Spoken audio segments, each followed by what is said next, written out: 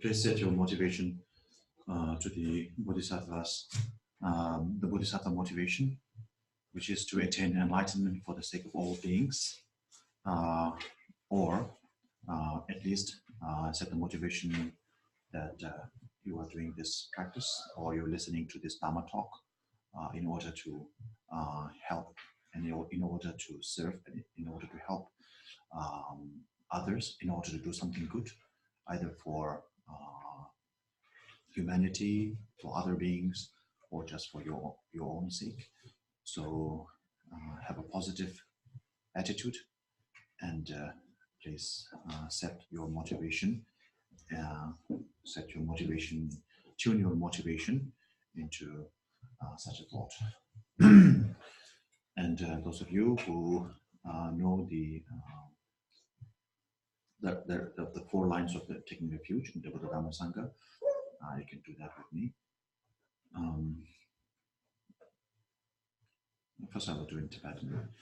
Sangye Chönam, Sangye Chönam, Chanjo Bado, Nani, Gyazo, Agye, Shuje, Given, Sonam, Alam, Binje, Sangye, Roma, Sangye Chönam, Sangye Chönam, Chanjo Bado, Nani, Gyazo, Agye, Shuje, Given, Sonam,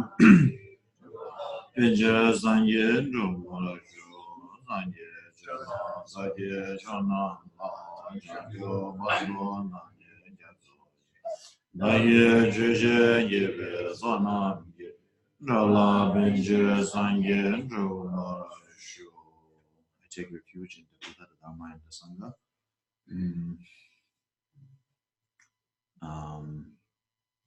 Do you know the line? Through the virtues of giving yes, and please. so forth that I do. Mm-hmm. And I achieve Buddhahood through the benefit of all beings. So I take refuge in the Buddha, Dharma, and the Sangha by the virtues of practicing generosity, by giving, and may I attain enlightenment for the sake of all sentient beings. Om Yedharma Yedha Parva Yedha Dekha Dekha Dekha Yavata Dekha Jana Vedam Yama Dima Shamane Soha Om Yedharma Yedha Parva Yedha Dekha Dekha Vedam Yama Dima Shamane Soha Om Yedharma Yedha Parva Yedha Dekha Dekha Yavata Dekha Vedam Yama Dima Shamane Soha Janam Tamje Gyue Chum Tegyo Tishin Shibe Son Gyulam Hova Kayim Gejon Chembe Tege Son.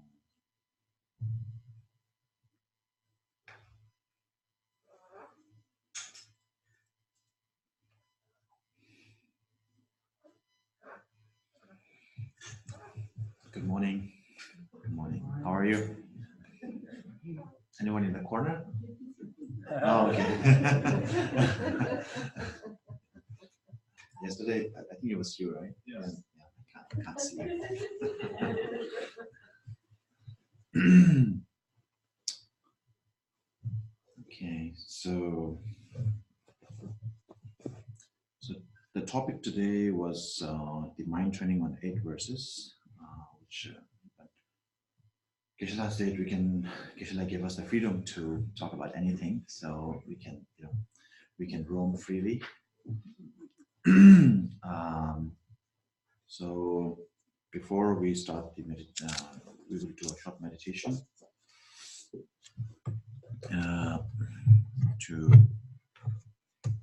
we have set the motivation. Now let's try to settle our mind a little bit. So you can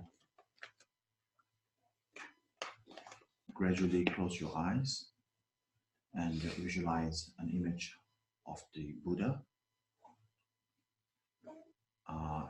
at a distance of your height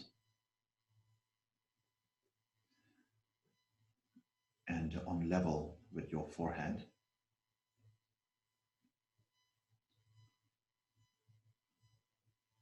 We will do a little different this time. Instead of a full-grown Buddha, we will visualize a little Buddha, a child Buddha, innocent, free from any kind of faults, faultless, very innocent, very cute, very loving and smiling. If you have trouble visualizing that, you can visualize silhouette of a Buddha's image.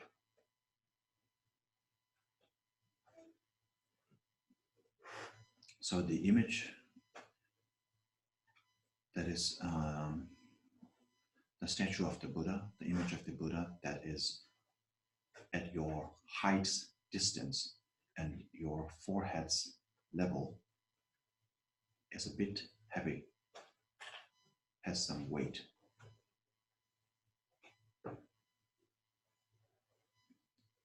At the same time, it is luminous.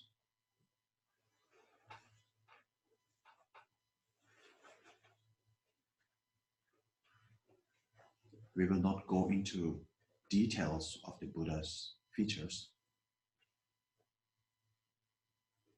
Just rest your mind on the image of the Buddha, the little Buddha, or the silhouette of the Buddha.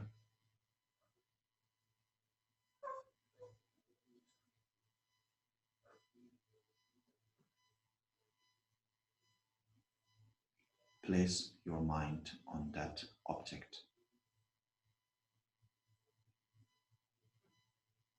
Keep placing.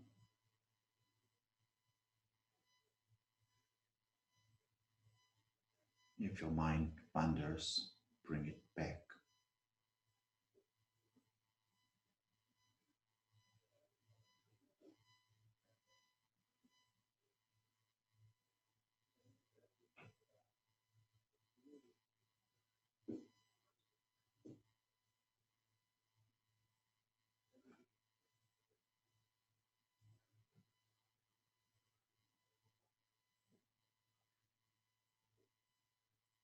Keep your mind still on the object of focus.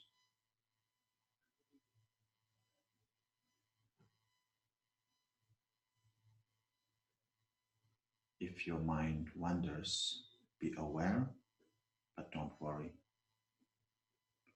Do not judge yourself or others for their minds wandering. Just bring your mind, just bring your concentration back to the object of focus.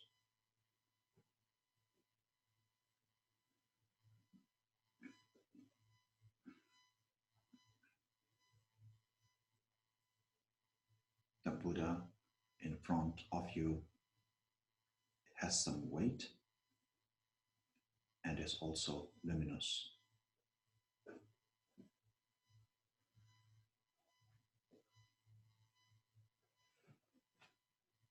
You need to maintain both the weight and the luminosity.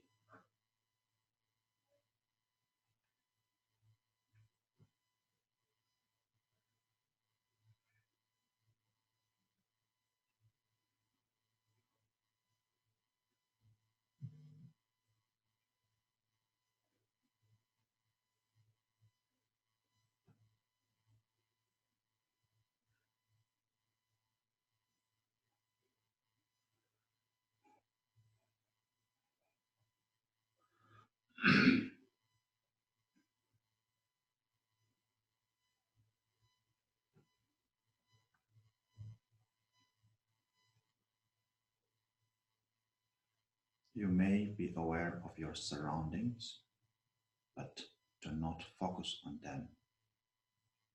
Focus on your focal object, the image of the Buddha, luminous, heavy.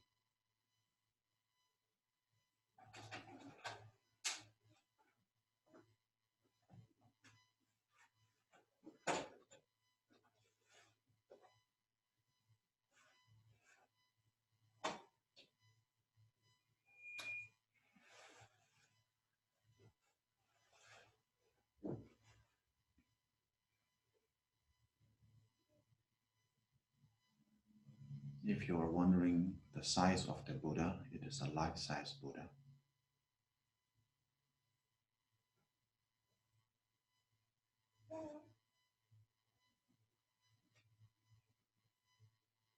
Now, while maintaining this concentration, try to shrink the image of the Buddha. Make it go smaller and smaller.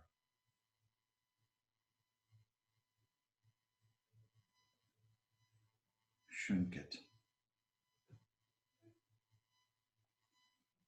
It's the same image of the Buddha, but much smaller and smaller and smaller in size.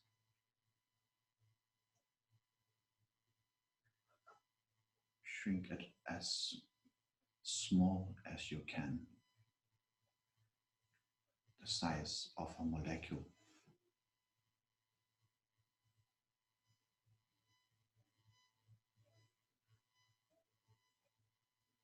While maintaining the same weight and luminosity.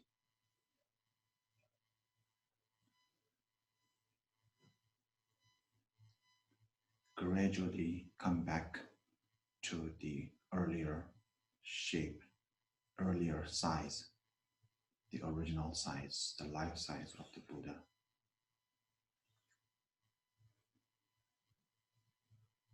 While maintaining the same weight and luminosity. Now expand it make it larger and larger, filling this room, filling the whole of Connecticut, the whole of this country, earth, universe, the whole, all the inhabitants of the universe is blessed by the Buddha's image, the wonderful features of the Buddha symbolizing excellent qualities of the Buddha, such as compassion, love, wisdom, is spread throughout the universe. And all the sentient beings are drenched in the blessings of the qualities of the Buddha, unequaled and excellent qualities of the Buddha, uncontaminated qualities of the Buddha, drenches all the sentient beings in the universe, including ourselves.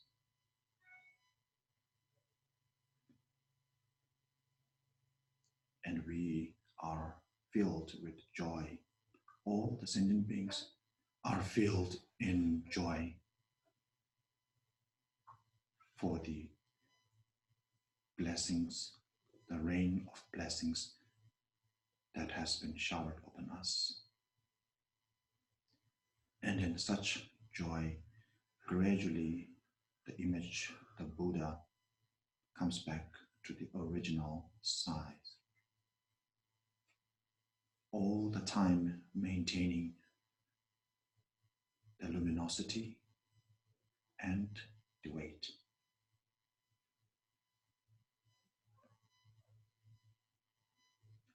Be cheerful, be grateful, be joyful, rejoice in this wonderful practice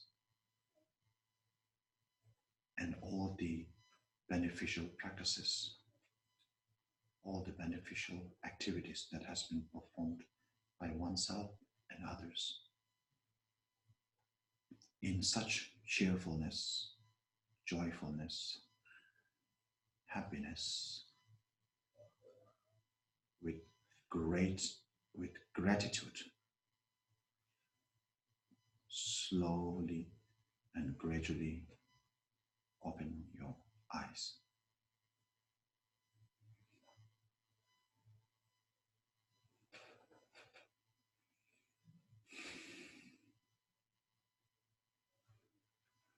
Thank you.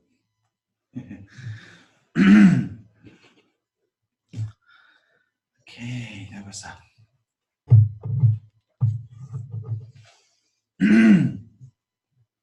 that was something, isn't it? We went far by sitting here.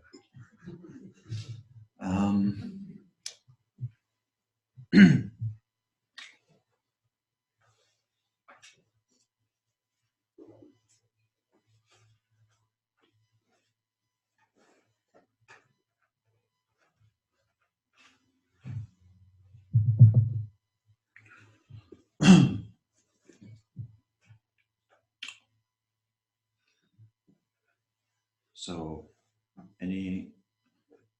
should we go through the text, or should we?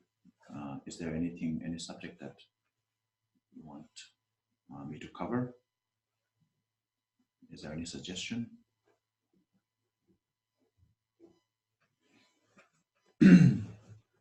So, okay.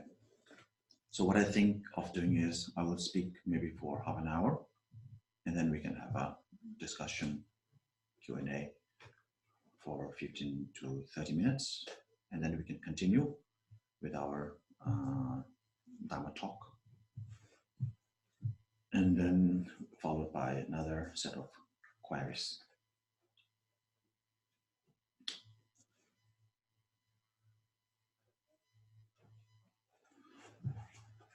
So have any of you received the 8 training of the 8 verses of mind training before?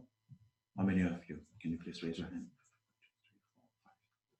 Okay, 5, 6, I think. So, is there anyone who want to receive it? Okay. Okay. Okay. So let's talk.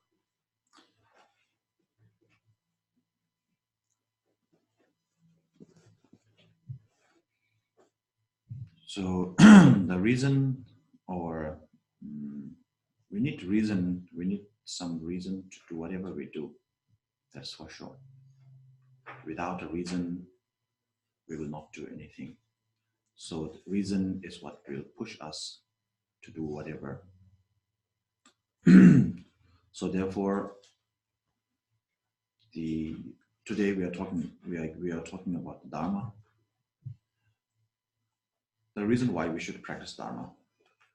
Let's go on with that. Simply put, we shall practice Dharma because we don't want drama.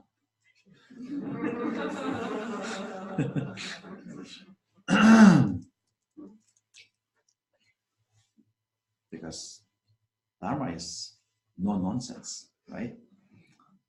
And drama is, of course, full of nonsense.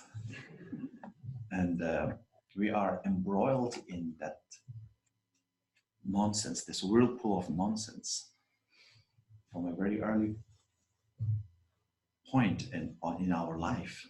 We have no idea when it started, all this. When we are very small, everything seems to kind of make sense. Everything has a reason why this happened, why that happened, why this is so and that is so. And all of a sudden you are caught up. And then you realize at some point, some stage of your life, that you are somewhere which is kind of nowhere.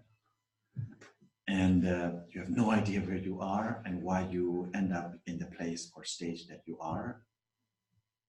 And what am I doing here? What the heck am I doing here? And so you begin to ask, what is the purpose of your life? Why you are here? And what are you doing here? Why have you come here? Why have I come here? Why am I here? And what I'm doing here, or what I'm going to do. So 2 things, the reason for me being here and the purpose for me being here. The first thing, actually both are quite simple, but the first thing is much more simple. The first thing, why we are here, simply put, because of the, we are dictated by our karma to be here in this very position, this very stage, confused, confounded, lost, or found. Wherever we are, we have been, the term we use in Dharma is thrown by our karma. We're catapulted by our karma to be in the position that we are. So there's a saying, if you want to know what you have been doing in your previous lives, look at yourself, your physicality. And if you want to know where you are going to be in your next lives, then look within, into your mind. So where you are right now, where we are right now, is determined by the karma, and where we will be will also be determined by our karma, which the catch here is that the next life where we will be, even though it is also determined by our karma, that karma is determined by our mind. Even though we might say we have no control over our karma, we do have control over our mind, and the mind has control over the karma. Thus, we have an indirect control over our karma. In other words, if, as the saying goes, if you want to know where you want to be in your next lives, look within. So this, I think many of you are already aware of that. This brings into the topic of cause and effect, the law of causality. So, what you sow, what you reap, right? So, traditional teaching says if you plant an apple seed, you will get an apple, not an orange. And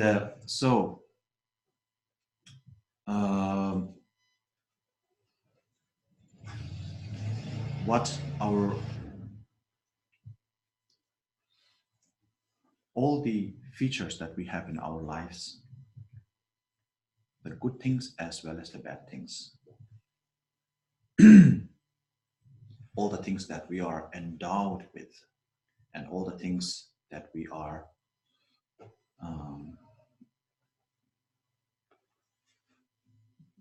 all the things that we are blessed with, and all the things that we are doomed with. They are all the making of karma. But when we say karma, we're not thinking of a karma as an evil or a non-evil or whatever, some an entirely external and exclusively existing entity that is out there. When we say, even though we use the term karma, we are basically talking about our own karma. There is no external karma out there controlling everything that we do and we think and what we go through. We are the making of our own karma. And that has been going on for eons of eons, thousands of years, thousands of eons. Because this also comes back to the law of causality again. So we are talking about the infinite amount of lifetimes. Why life or birth, for that matter, is infinite. So this is the thing. When we die, all our physicality, all the physical aspect aggregates. They disappear. The body is burned, buried, eaten by moth and this and that. The body no longer remains. The only thing that remains is what you may call the spirit, the soul, or the mind. So the mental continuum remains. And the mental continuum has to go somewhere. Therefore, it has to come from somewhere.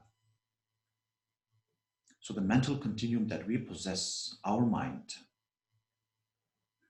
has to come from another birth, another life,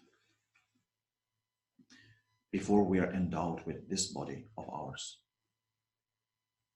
If today's thought needs yesterday's thought to cause it, then we can deduct from that logic that this life's thoughts, mental continuum, needs the previous life's mental continuum, mind stream, to cause it.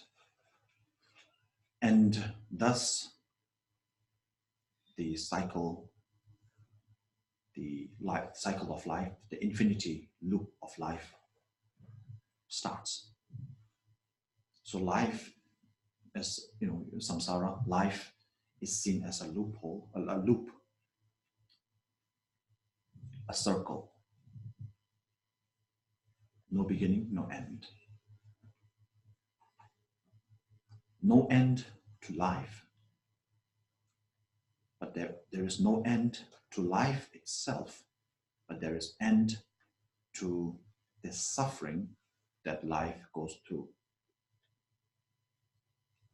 which is known as samsara. The the liberation from the salvation from that suffering we go through is known as nirvana.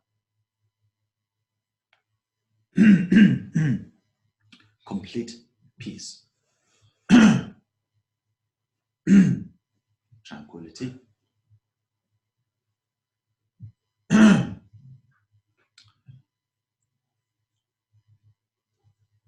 So the logic, following this logic, we know that life is infinite.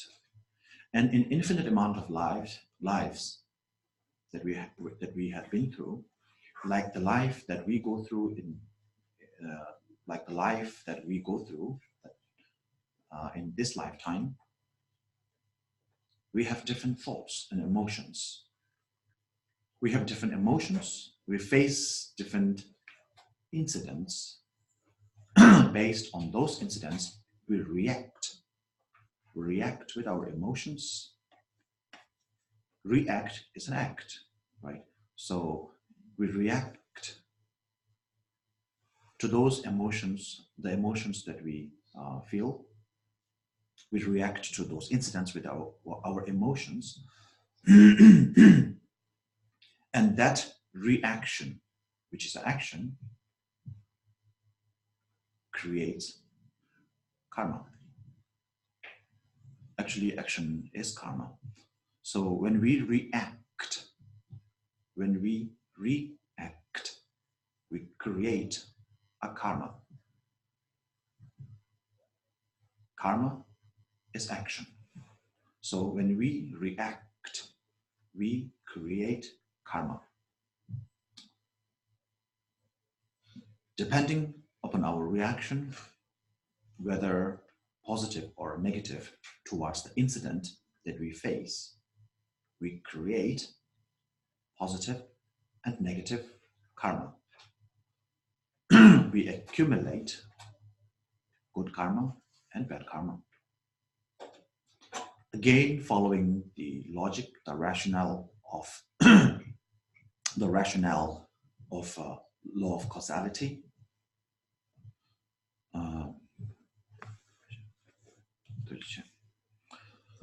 Again, following the rationale of law of causality, we know that the positive karma brings happiness, joyfulness, or, well, the positive karmas actually brings virtuous deeds. Positive karma, when you create a positive karma, we accumulate virtues, merits. And that merit, that virtue, is like the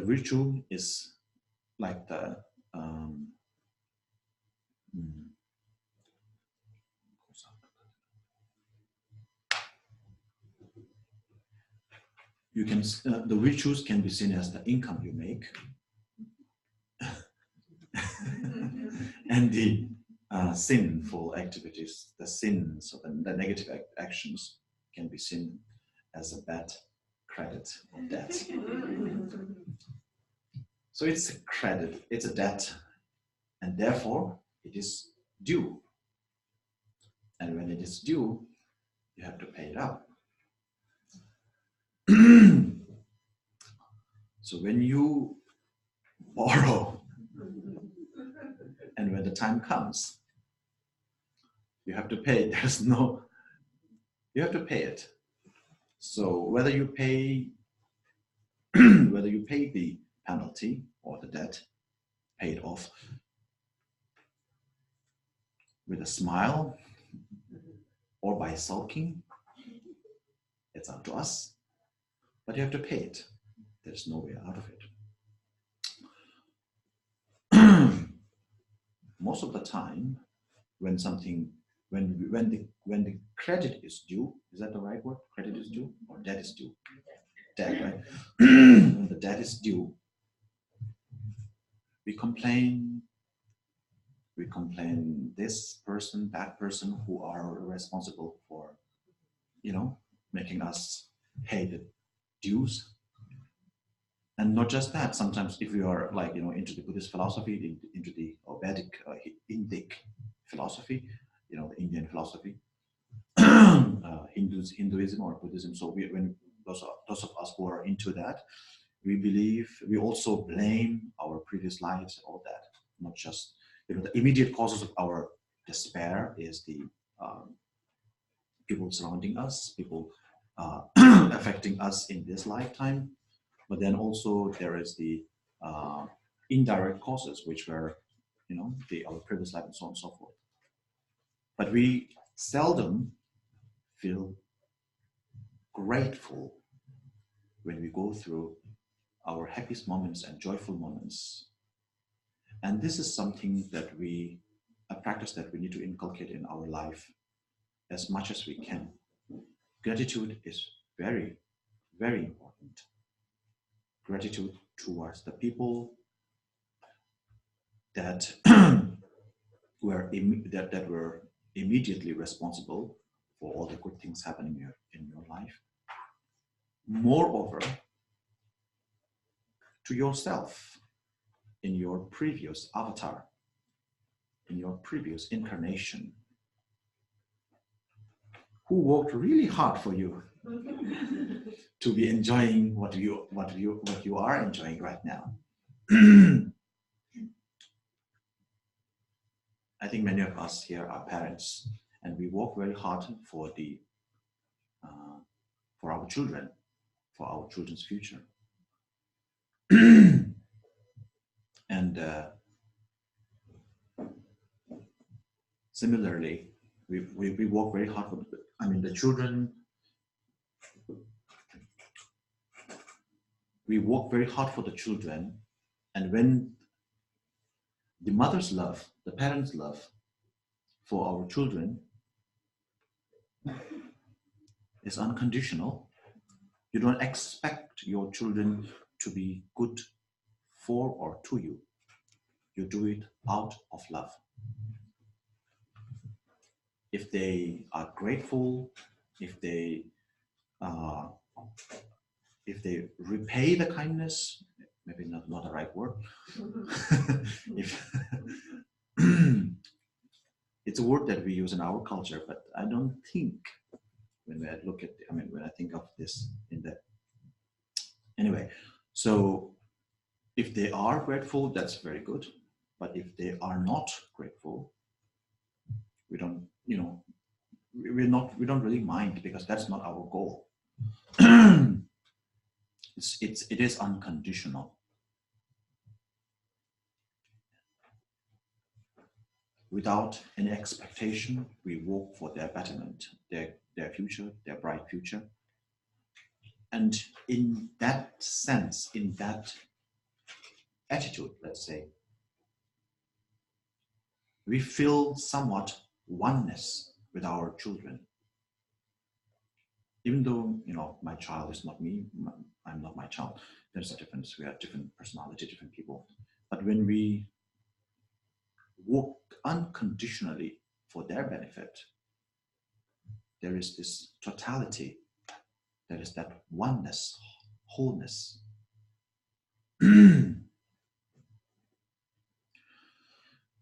Similarly, our previous lives, when they committed, when they performed, when they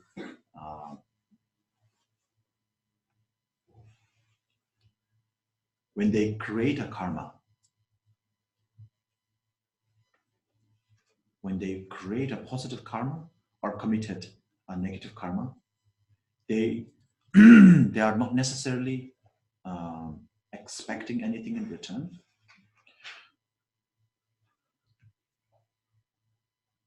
but at the same time, they are responsible for all the good things and the bad things that happen in your life. So even though we use the term they and us, but actually we are talking about one person. Just like yesterday's me or you, yesterday's me is similar, or it's same to me today. The only difference is the time frame. But we are one person. Yesterday's me and today's me, it's one person. It's one continuum. So whatever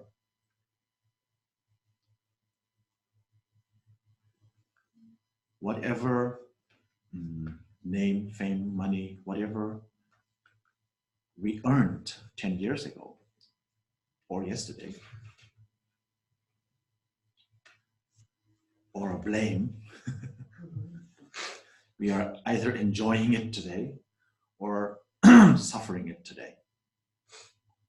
So when we focus in a shorter time frame, it's like looking at it with a microscope. Microscope, right? Microscoping class? Microscope class, yeah. Microscope. Microscope. Yeah, microscope. Magnifying. Yeah, magnifying glass. So when we look at microscope or magnifying glass, we pinpoint at a very small object. And when we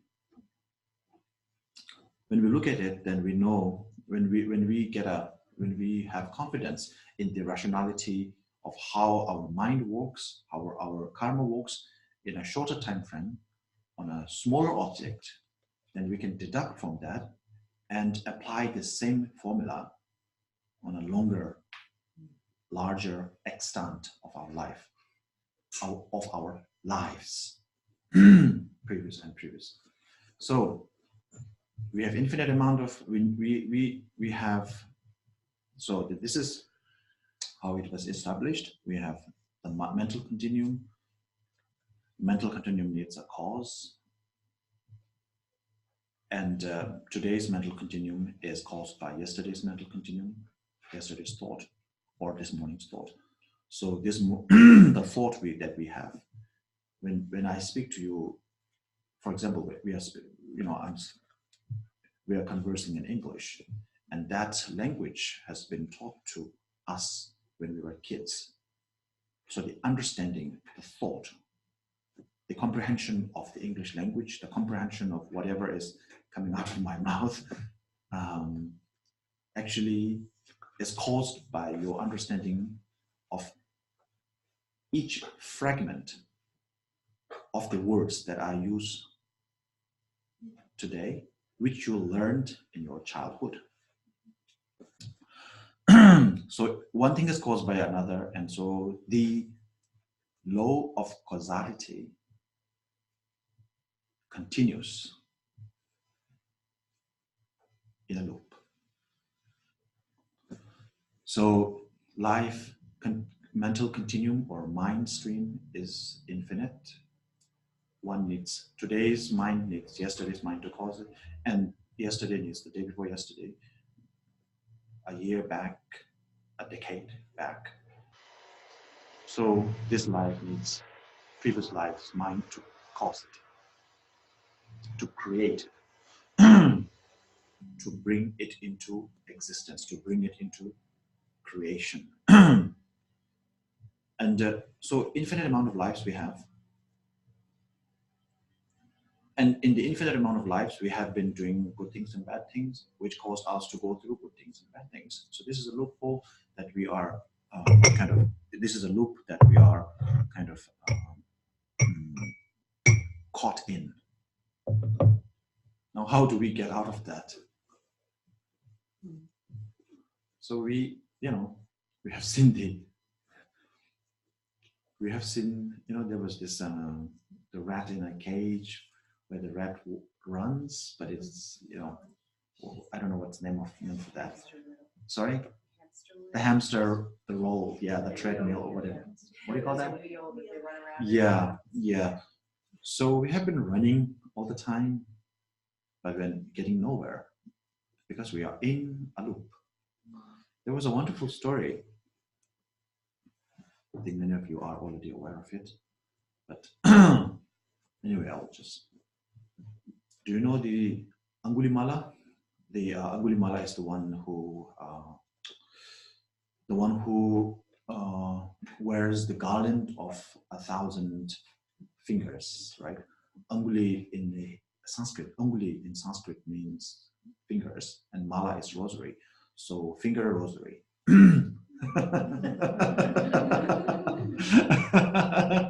I can't help laughing after seeing your face. It's a terrifying sight, isn't it? Yeah, it is. It is. It's a wonderful story. I mean, how he came to this. I mean, yeah. You want to go for the shorter version or longer version? Shorter version, right? Sure, yeah. So anyway, Angulimala was Angulimala was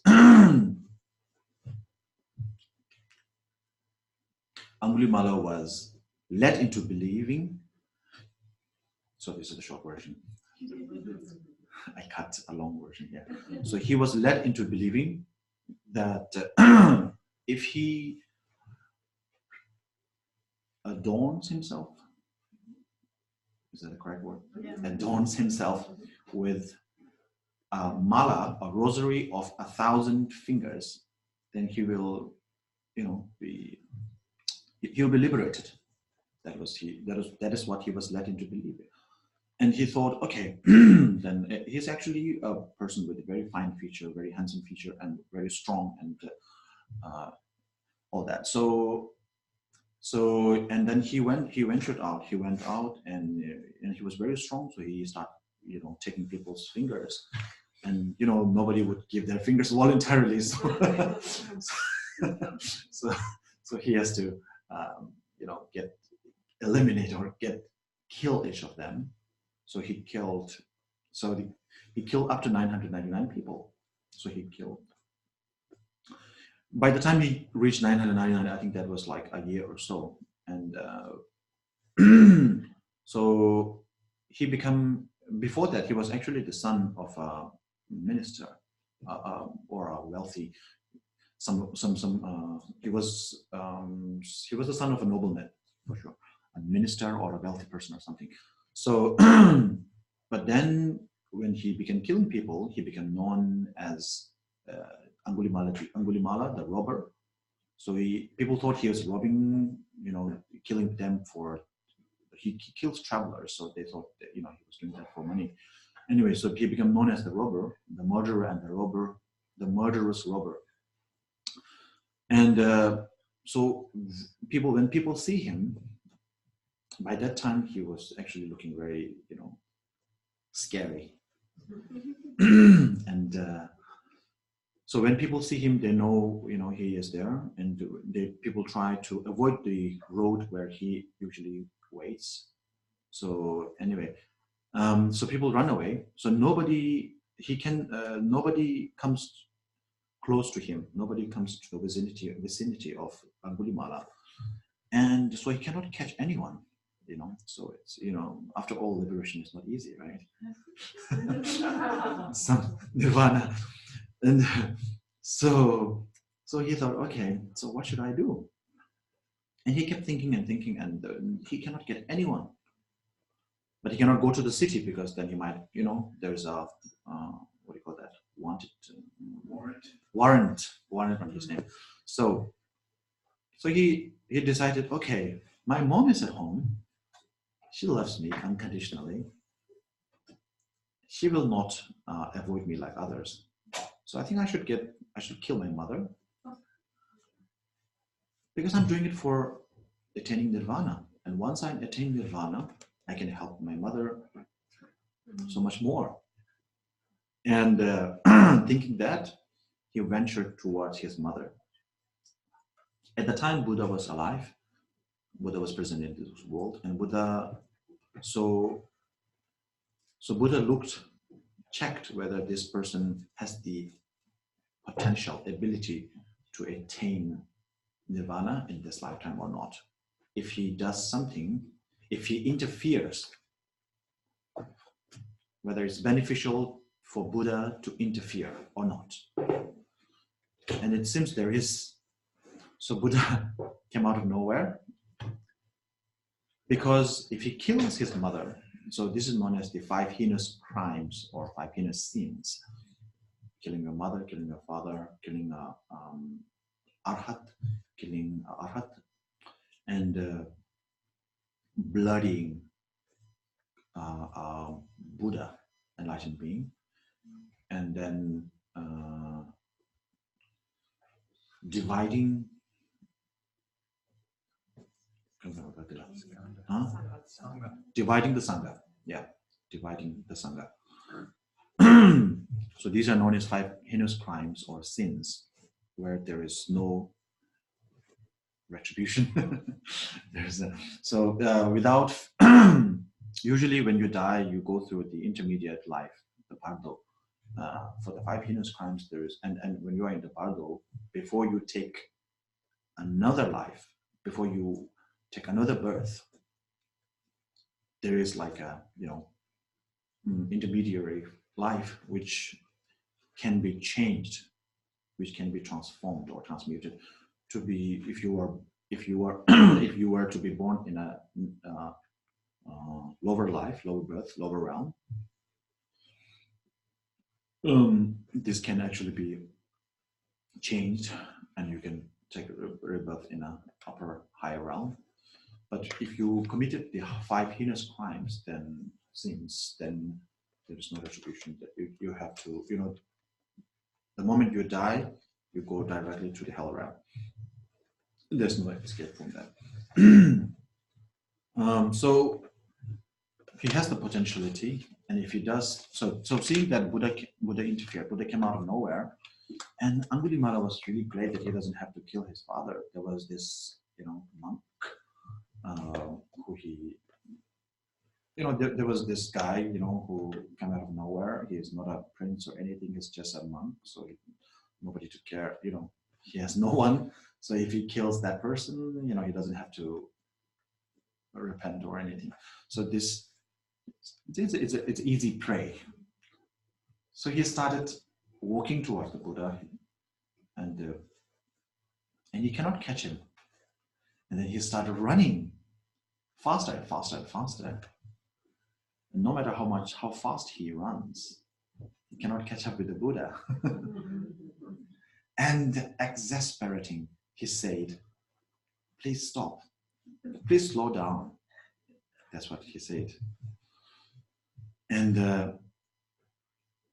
then he's not stopping. Buddha is walking slowly. And then he told the Buddha to stop. And the Buddha stopped. Buddha halted. And he kept running towards the Buddha, with brandishing his sword, with the intent to kill him. He cannot still catch up with the Buddha. And he said, "Hey, bald guy," right? So, what are you doing? I mean, what kind of trick are you playing on me? I cannot catch up with you. And the Buddha said, "No matter how fast I run, I cannot catch up with you." And Buddha said, "You know what? You are running in samsara. I am outside of samsara." So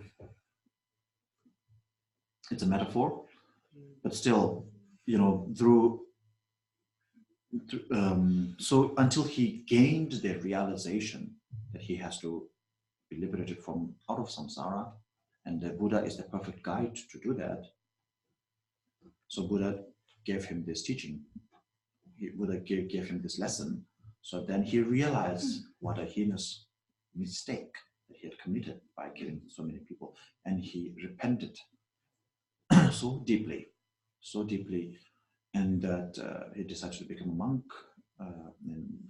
under the Buddha's guidance, fellowship, and then he attained the arhathood, foe destroyer. He destroyed his deepest and darkest enemy, his afflictions, afflictive emotions within. So why we are here? Because of our previous lives doing or misdoings. And what we are here to do, to make sense of what we are doing here. And the sense, the point of our life here, there are two ways of looking at it. The ultimate way of looking at it, the ultimate is, of course, when we think of it, this cyclic existence, this loop. No one wants to be in a loop, right? No one wants to be in this stage of repeating the same mistake and going through the same problem again and again, over and over again and again. We want to come out of it, for sure. The moment we realize that we are circling at a certain junction, then we need to get out the GPS. Because I think we have been circling. I think I've seen this house twice. I think I'm lost when you are driving in the city. Okay, I need to get out the GPS. Maybe I should call someone who knows the way. That's what we do when we realize that we are circling in the loop. When we realize that we are going somewhere and getting nowhere, then we always have this idea, we wanted to get out of that getting nowhereness. When we go somewhere with the intention to get somewhere, and when we don't get that, so samsara is similar to that. Samsara is similar to getting lost in circles. We are going slowly or very fast, but all the time inside a box. So that's why they say sometimes samsara is in a way, samsara is a very serious matter because everyone is suffering and going through this thing. But at the same time, samsara is a laughing matter because it's very funny. People are going through so much suffering and again making the same mistake to go through those suffering over and over and over and over again. So the point is, the ultimate goal or the ultimate point of our life, the goal, the purpose of our life is to get out of this cage. And since we are put into this cage by our karma, which is determined by our mind, moreover,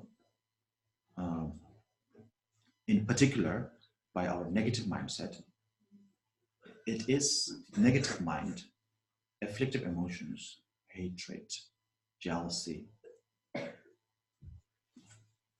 attachment,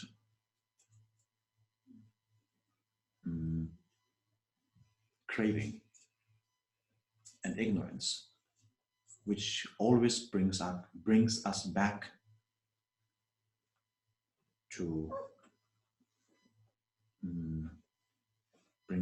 to the start.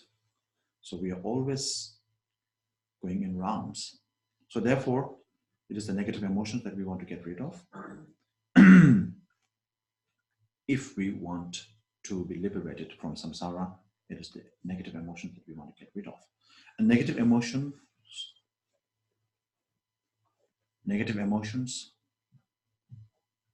just like negative eating habits, when we have a negative eating habit, we suffer with our weight, with our health, and so many other things. So it is, since it's a habit, we have to get rid of that negative habit by inhabituating our lifestyle with the positive habits of cultivating positive mindsets, which we for each different negative mindset, we have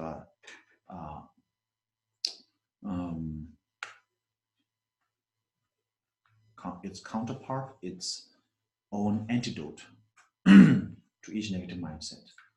Love for hatred,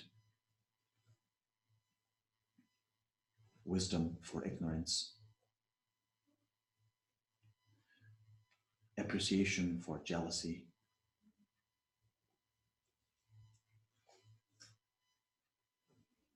detachment for attachment, and so on and so forth. It is said that the Buddha's teaching comprises of 84,000 volumes.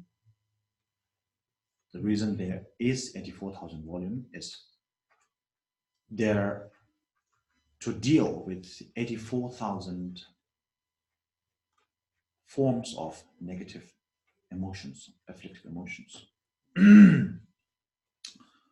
So, in other words, we often say that during our teachings. So the Buddha's teachings are not to be seen as a general sort of it is not a general, it's not just a general health or health advice, health, mental health as well as physical health.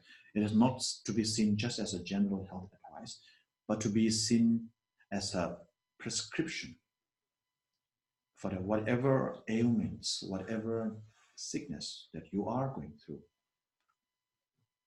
So therefore, the Buddha's teachings are vast, and they are all beneficial, but it has to be practiced. The medicine has to be taken in the right order,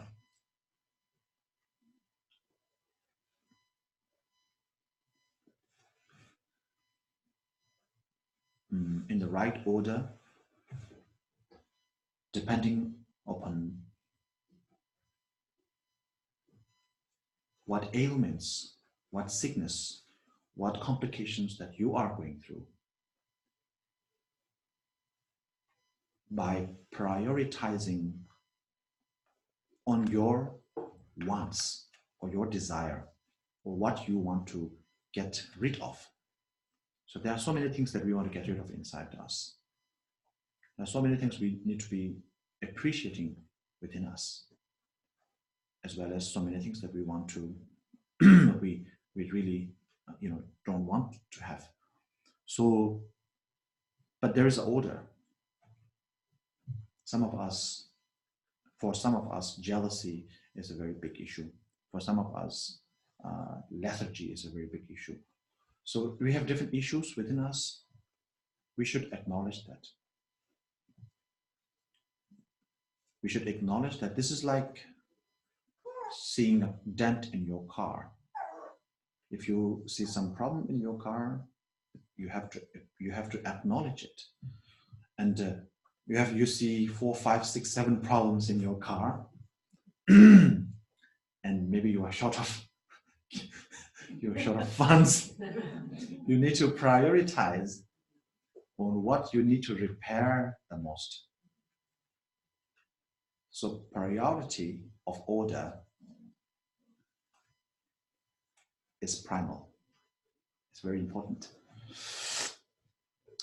So depending on what you need to get rid of, you have to practice so on and so forth.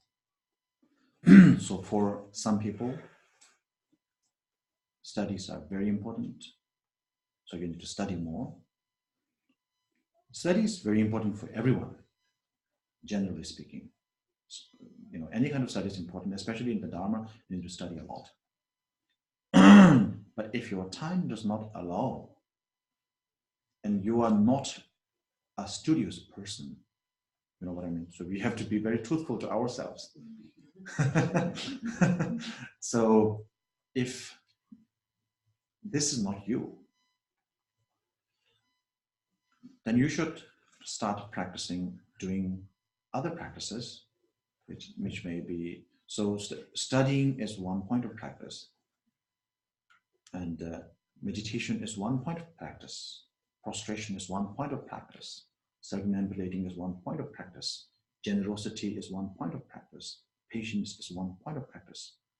For some people, patience is no longer needed. They are very, very, very patient. So patience is not a priority. For some of us, we are very impatient, and so therefore we need to learn patience. We need to inculcate patience in our daily habits.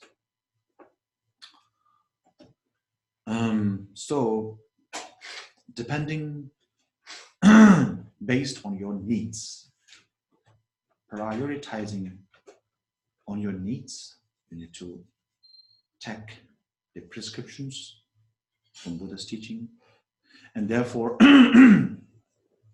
any forms of any kind of teaching, any teachings of the Buddha, any part of the Buddha's teaching becomes useful and helpful to you. Even though, as I said earlier, study and all these are very important. But let's say you are going through a very hard time. You need to, at a certain point, you are kind of losing faith, and not just, I'm not talking about faith in the Dharma. I mean, you're losing faith in humanity, and you see a lot of evil and bad things out there. And in such situation, studying deep philosophical doctrines are not the right prescription for you at that moment. You need to learn more. We need to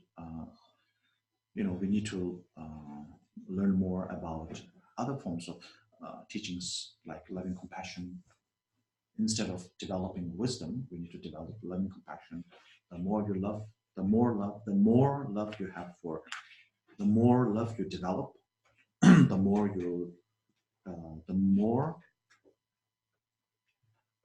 tools you will be equipped to deal. The more tools you will be equipped to deal with loss of hope and compassion for humanity.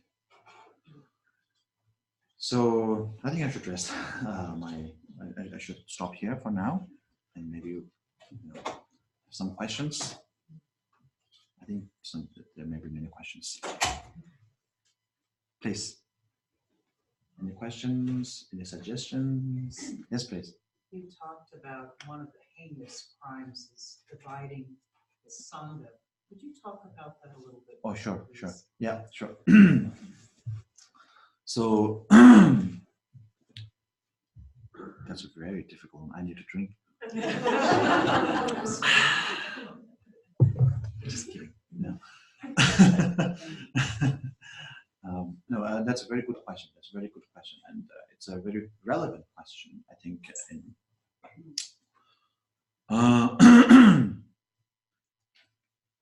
So when we say Sangha, we are usually directly we are referring to the ordained community, but indirectly. So Buddha's teaching always, at the time of Buddha, there are certain things, and there are certain things that is not available, or not existent during Buddha's time, which we have to incur from the stories and teachings. So directly, it is so the Sangha directly refer to the monastic, the ordained community. So creating a rift between one group of Sangha or two groups of Sangha or any group of Sangha is tantamount to creating a heinous crime, heinous sin. So creating a rift is saying, denigrating. So, for example, let's say, oh, the Hinayana teachings, they are so low. Their way of thinking is so low, and if you follow the Hinayana teachings, you will not gain realization. You will not benefit anything. But if you say this, then that is a heinous crime, heinous sin. Because I'm even though on a general forum we don't use we try to refrain from using the term Hinayana, but here I'm using it on purpose, Hinayana, because that's what we do. And oftentimes, we say the Hinayana is lower, this and that. But the term Hinayana is actually in the Buddha's teaching, and it is not a deprecation of the beings, of the individuals who possess the thought. It is actually a detailed a description of the thought itself, which is a lower form. Anyway, but it's still, Hinayana and Mahayana teaching are both Buddha's teaching, and so therefore they should both be respected equally. And they both benefit the Dharma and the Dharma practitioner equally. You cannot deprecate the syllabus. The syllabus.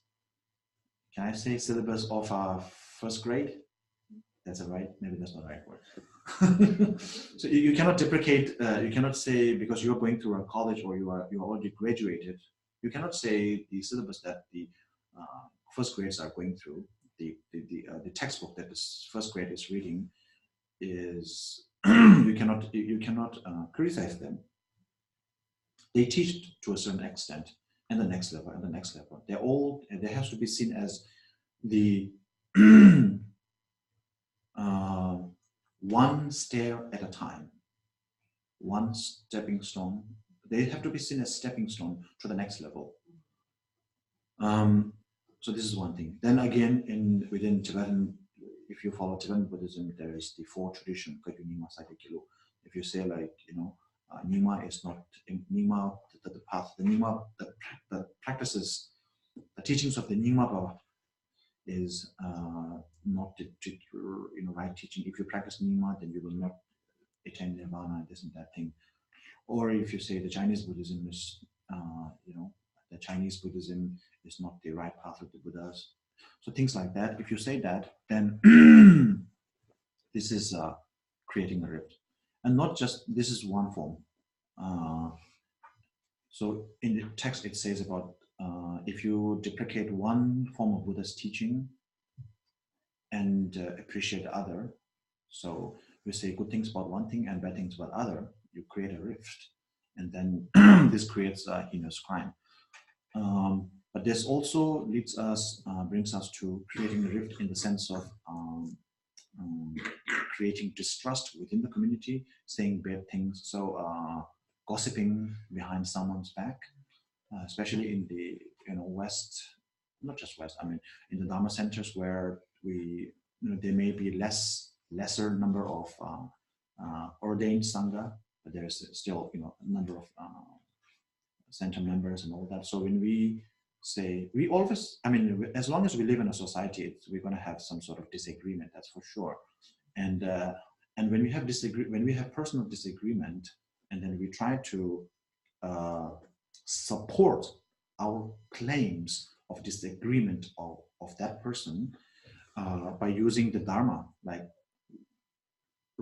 in reality, you dislike that person, you disagree with that person, but then instead you use Dharma like, oh, he does not really do, recite the mantra properly, or, he does not attend the Dharma teachings every week, every weekend, you know, like oh, he does give money, he does practice generosity, but you know, he posts it online and he's doing it for name, and all that thing, right? Okay, he may or may not be doing it for name, but why should it bother you? If he asks you, if he seeks guidance from you, whether it's right or not, then you can share your idea, you can share your wisdom. But otherwise, don't bother. Because many times when people share those things, it influences other people to contribute as well. And, you know, it is,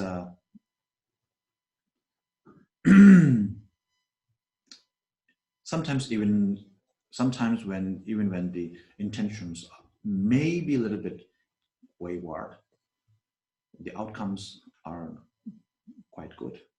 Like, you know, you may do it with the intention to get fame or name, but at the same time, you know, people really like the idea and they pass it on, you know, creating generosity like that. Anyway, the point is, so if you backbite within a community, Sangha community, that is also creating a rift. So this can be within one community, one center, or among different centers. So in other words, if you keep backbiting, is the right word? Backbiting, backstabbing. Okay, that's really strong. Yes, backstabbing, of course. Yeah. So if you do that, then and you do that, I mean, just merely doing that is, I mean, that is not tantamount to a heinous crime.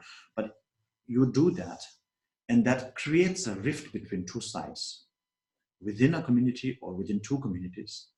There's a distrust you create, you plant distrust among the Sangha, among the community of one Sangha. Here I'm talking about Sangha in general. Sangha means family in Sanskrit, Sangha. So,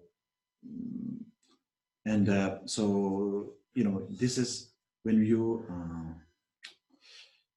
create this distrust within this group, family gathering, and that distrust leads towards the Sangha to separate, to disintegrate, then this is tantamount to heinous crime. So the same thing, if you say something negative about, I mean, merely saying something negative about another tradition is not tantamount to heinous crime. If you do that, so I say Hinayana is very bad, and you all believe that. So I plant distrust upon Hinayana among you. And now, earlier you have respect or some form of, you know, you have some respect, or, you know, you are unaware of that fact. But now by planting distrust, you really dislike, disrespect, disintegrate Hinayana. So now you are actually breaking a part of Buddha's teaching apart from its original shape. So Buddha taught the Hinayana, the Mahayana, the Sutrayana, and the Vajrayana, all that. If you break it away, you are breaking the wholeness of the Buddha's teaching. And when you break one piece of a fine art, it ceases to be a fine art. Well, you're not breaking the Buddha's image, Buddha's teaching. You may not, you know, just by doing that, you're not really breaking the Buddha's teaching, right? But you are breaking the Buddha's teaching and its benefit for you. By merely saying something negative, it doesn't really affect the Buddha's teaching. Buddha's teaching is Buddha's teaching. It is blessed. It is beneficial it will remain beneficial. But it will cease to remain beneficial for you because you no longer respect that facet, that part of Buddha's teaching. So you will, since you do not respect it, you will not learn from it, and then, we always talk, there's a saying like, respect your enemy, right? so even it is something that you may not have to inculcate in your practices, you still need to, know, you still need to respect it. There's this wonderful tradition in India back, for a very long time, even though, I mean, this is similar to saying in the West, agree to disagree. So in India, whenever there's so many philosophical thoughts rose. I don't know in which century though. Back in the day, a millennia ago or so. And then they always argue with each other on philosophical differences, but they never disrespect the individual holding that view. So, and we also take that lesson in our life, and we will say, criticize the view, criticize the idea, criticize the philosophy, but respect the philosopher. Mm-hmm. Yeah, please. I understand we create our own karma, Mm-hmm. and our parents create our karma. There's like two Mm-hmm. places our karma comes from. Mm-hmm. Is that Oh. so? Okay, yeah. Our karma, so this is the thing. Our parents, so there are two, so we talk about law of causality, cause and effect. So the primary cause for whatever we go through in our life, the primary cause of our life is our previous lives, karma, that's for sure. But then we have the subsidiary causes, or we can say conditions, cause and conditions, the subsidiary or secondary causes, supplementary causes. So our parents, the actions of our parents become our supplementary causes, or we can call it conditions. So the primary cause of our karma, our life, is our previous life's karma, but the supplementary or subsidiary cause for our life is our parents' actions.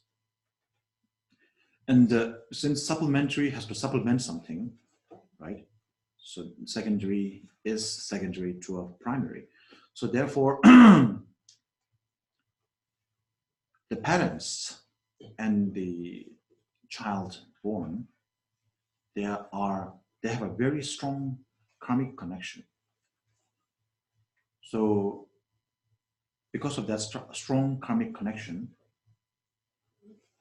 either as you might have been relatives, you might have given a morsel of food to your parents, or vice versa, or maybe smiled. So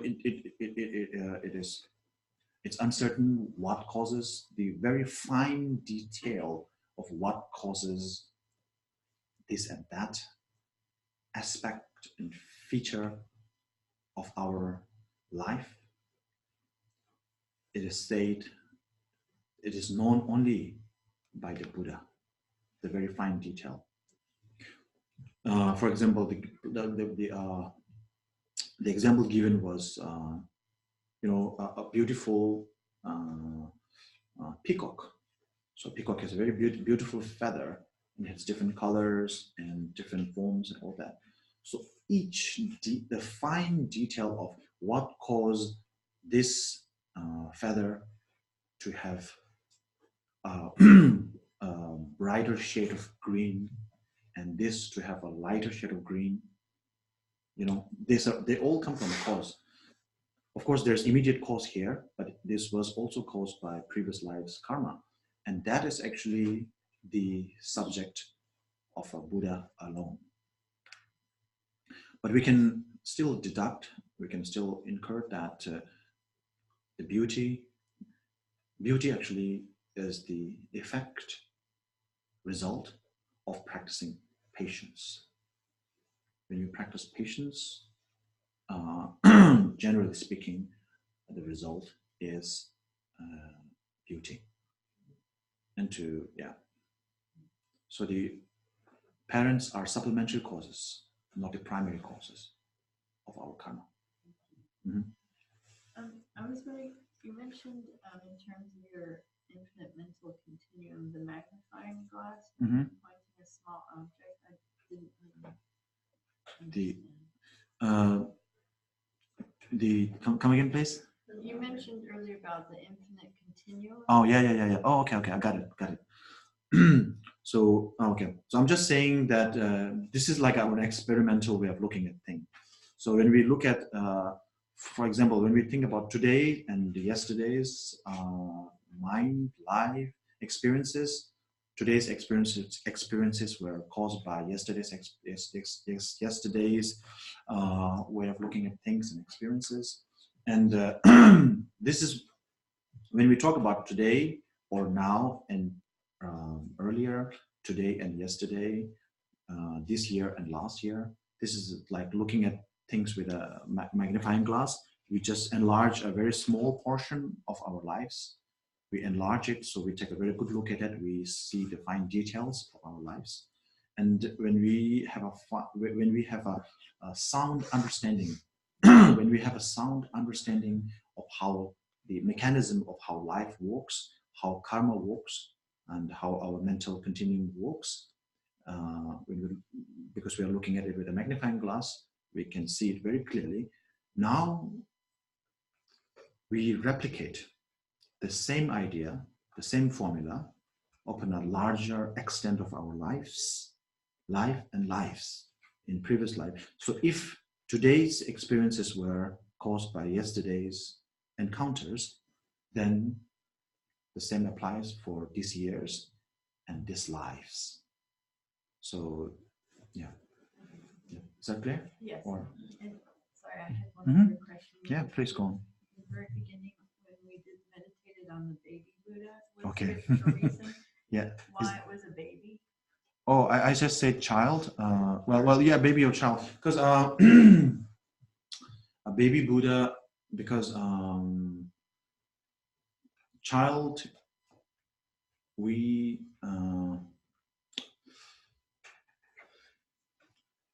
what I was, my intention was to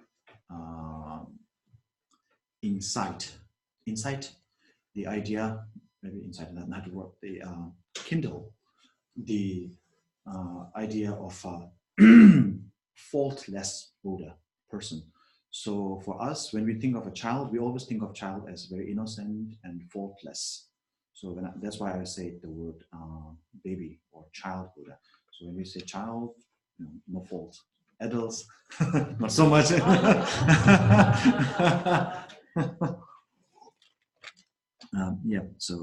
So print in order to print the idea of a faultless person, I used baby Buddha. Yeah. Please. I'm asking this question because perhaps you have more contact with Rinpoches who are reincarnations, and I was just thinking, the stream of consciousness continues from one life to another. Yes. But from one Rinpoche previous to like a young child Rinpoche and growing up, does the personality change also? Like perhaps from Rinpoche was very forceful, strong, and then but does the next life have the same type of forcefulness, ability to speak, ability to contact, their students? So this is a very good question. Yeah.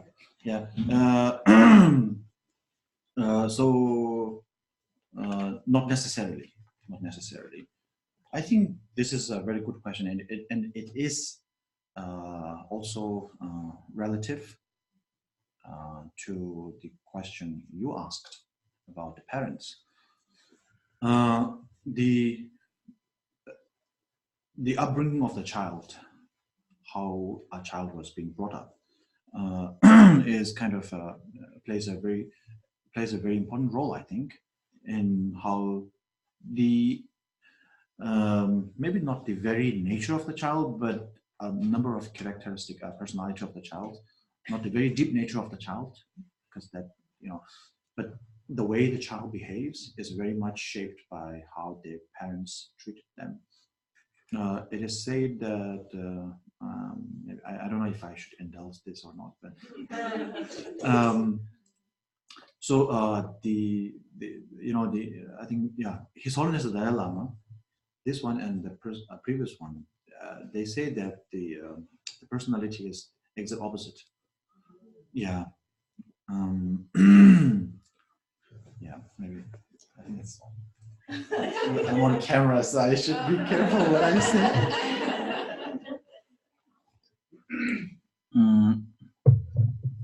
Yeah, I think it's suffice to say just that. It differs, as you said. I have known quite a number of Rinpoches who has, and their attendance, from what I heard from their people who have seen both the previous and the current incarnation, they say the personalities, most of them are actually same, and some of them are not. And it seems the parents play a huge role. Like, if you remember, His Holiness always says that His Holiness gives huge credit to his mother for him to have a compassionate heart. So the person he is now, he actually, I think if you read between the lines, you can see that he gives the most, the biggest, the greatest credit to his mother for him to have he learned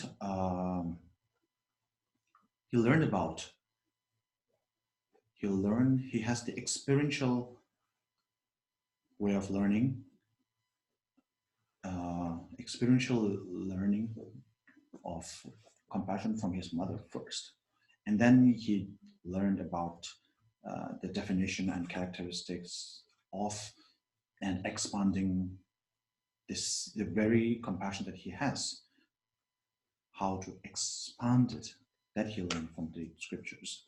But the the seed of compassion was actually planted by his mother at a very young age. So he always gives credit to his mother for that. Yeah. Please. I've been reading the Lamrim about the various realms of hell, and I didn't realize they were so specific, Yes. so detailed, Yeah. and quite horrifying. So is there a reality to those hell realms? Because I know in Judeo-Christian belief, there is an aspect that we are sort of indoctrinated into, in where reality of that duality exists in this divine realm of heaven and hell. Tangibility and the fear within us, and then of course you get into original sin. So in this philosophical concept, can you speak about the nature of the reality of it, if it's all illusion? Or The reality of the hell realm? Yes. Okay. And is it true if you say the medicine Buddha's name that you can be released from that? And so how, if you find yourself, and so how you find yourself? How do you find yourself in that situation? Okay. Because I know even great masters who go deep into meditative states see the entire landscape of their existence, even in the elements itself. Right. Yeah. Sure. Trying to escape. Yeah. I think we all are trying to escape sometimes. Yes, thank you. Yeah. So first, reality is relative. So therefore, the hell realm is real to the person going through a hellish life. Now, that being said, whether to whether there is a hell realm that can be experienced by all of us at the same time. That also is, it's quite difficult to give out. So the first thing I can give a definite answer, but whether there is a geographical land called hell realm, is it geographically real, true hell or not? That is very difficult to say. In some of the sutras, we learn, we hear about, we hear fine, detailed explanation. As you said, you have seen the fine, detailed explanation. So actually, according to the Lamrim and according to all the Buddhist way of description of hell, it is said that the hell realm is actually 7 layers.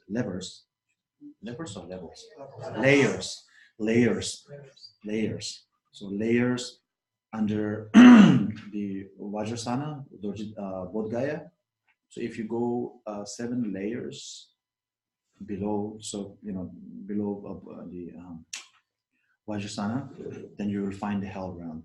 So if you go really deep down, and His Holiness always jokes about that. If you go really deep down, if you go really deep into Vajrasana, Bodhgaya, you will actually get to America.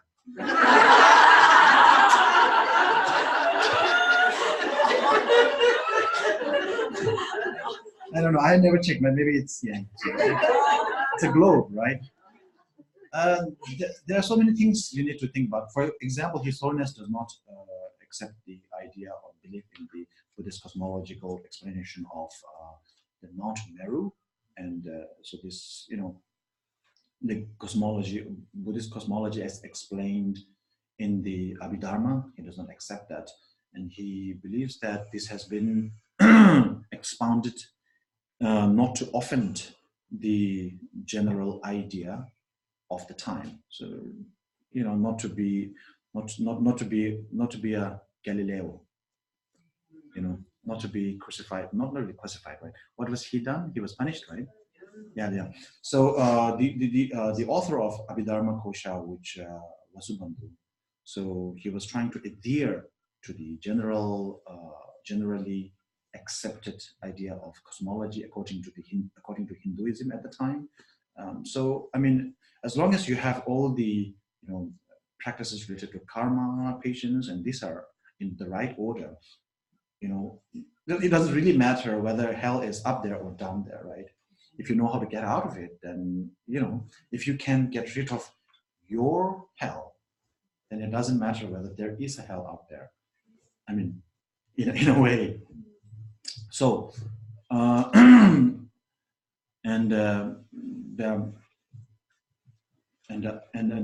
so this is my understanding.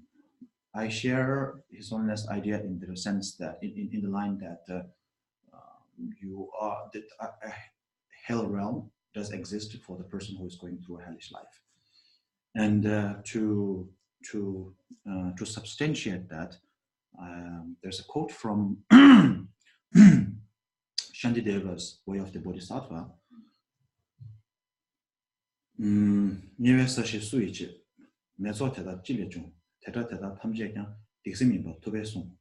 So, who created the hellish grounds, the charnel grounds, the hellish ground, the hellish realm? Who created the infernal heat or infernality of hellish realms? They are, after all, the creation of our own mind. So, who created the hell realm? What are the causes of the infernal? Infernality is the word actually, but there's no such word, right? So, so the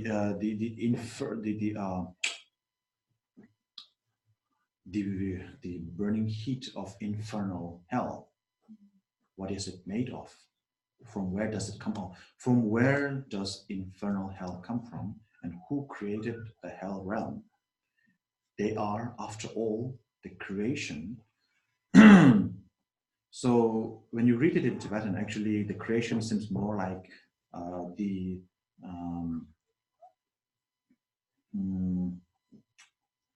it sounds in a way, when you read it, it sounds more like, instead of creation, it sounds more like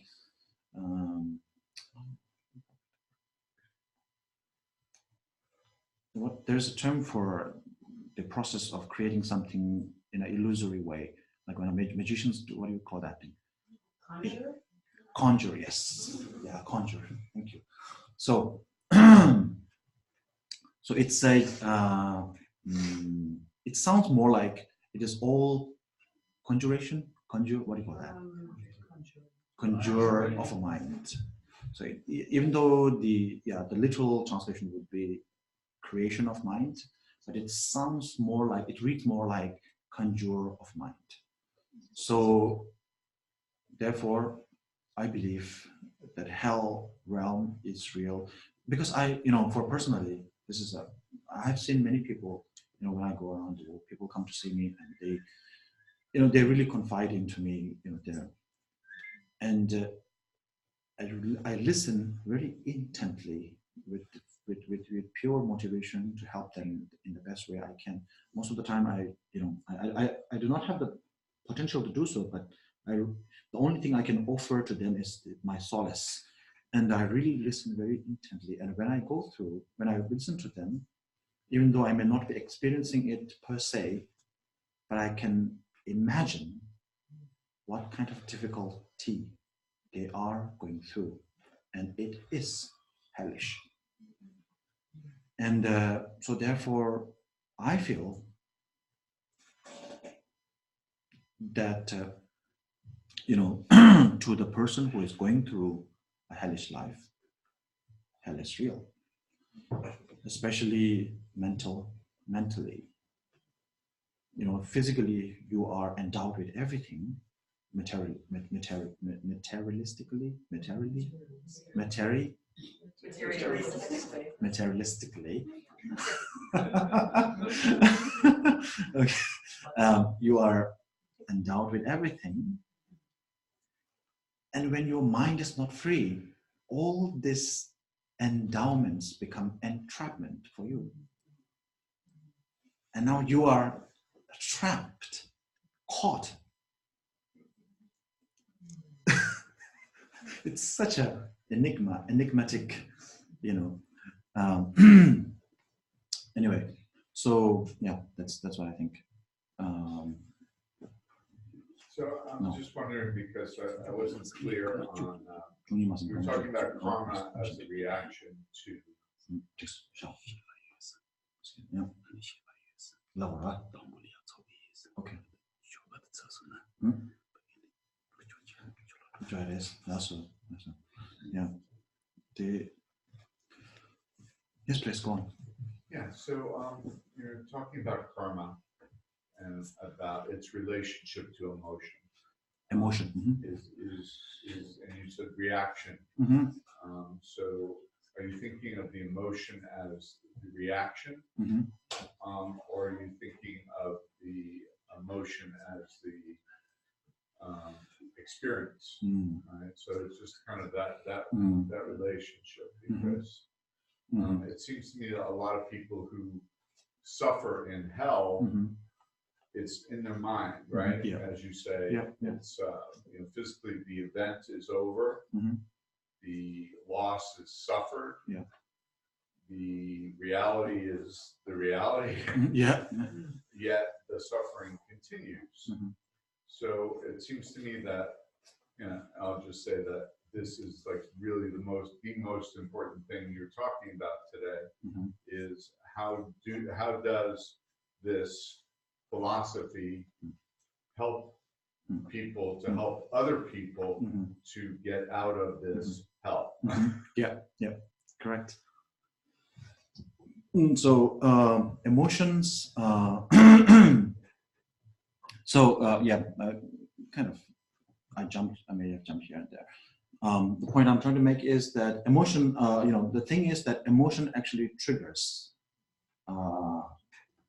different thoughts or intentions. And those intentions, when we do something intentionally, then the karmic debt is much more, much more serious. So,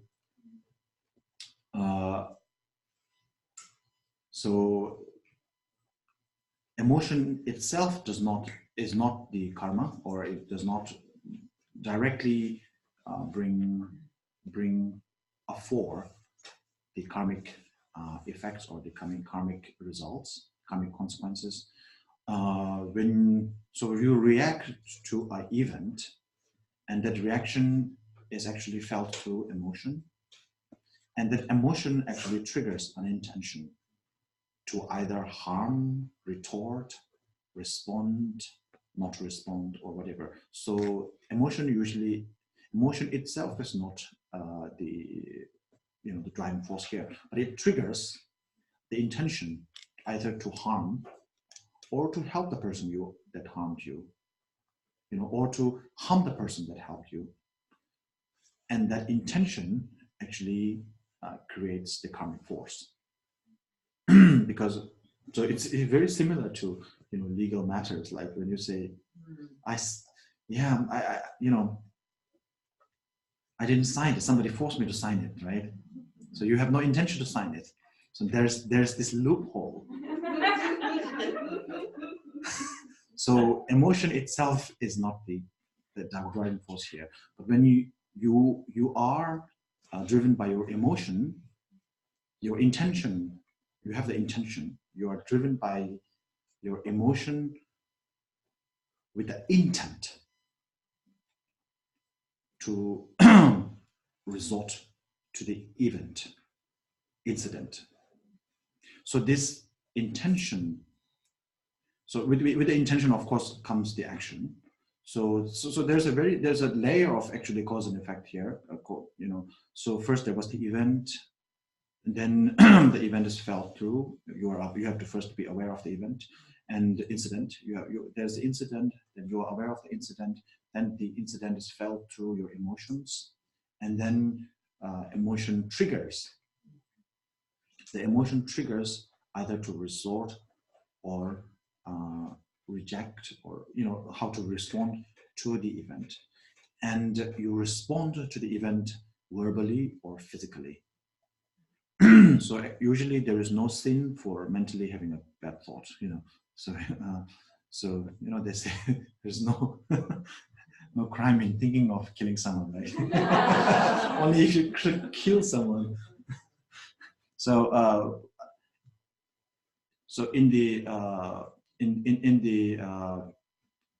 the pratimoksha vows, or the liberation, the vows for liberation, for the monks' vows, if you think of killing someone, that's not a problem. But of course, in the bodhisattva vows, that's different. If you have an intention to do something bad, that's also okay.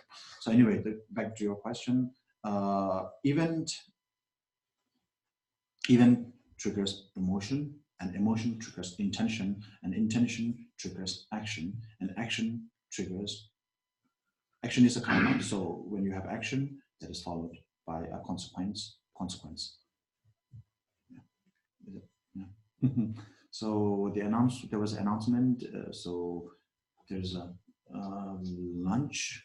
So we will stop here, and there's lunch, and we will come back at 1 to do the medicine Buddha sadhana as we did yesterday, followed by dissolution of the mandala, and as per the tradition, we will distribute the mandala, the sacraments of the mandala, to all everyone here, and then we will also distribute it to the Naga world,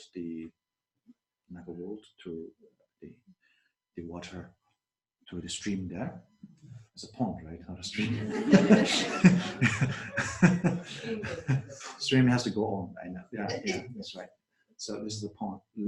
Pond, I think. Yeah, lake is much bigger. So and yeah. So we come back at 1. So now we will conclude here. Thank you very much for your kind attention, kind and undivided attention. So let's dedicate it for the long life of our teachers, prevalment of the Buddha's teaching, the wisdom to light the darkness in everybody's life, and then those for the longevity of all the teachers who show us the right path.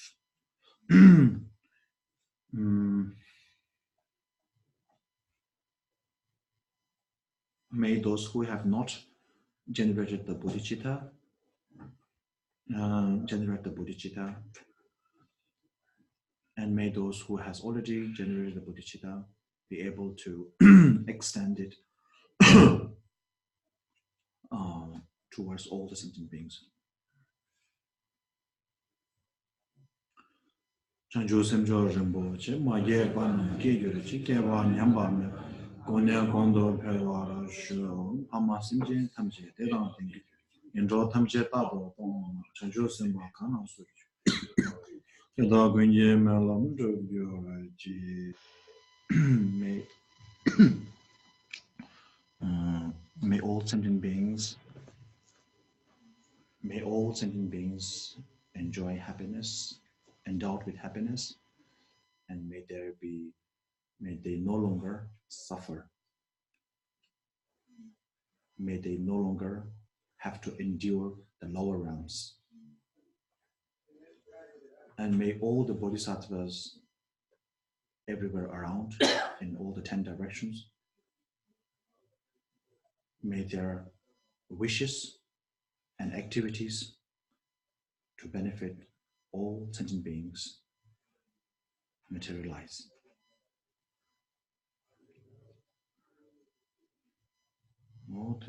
Thank you. Have a nice line.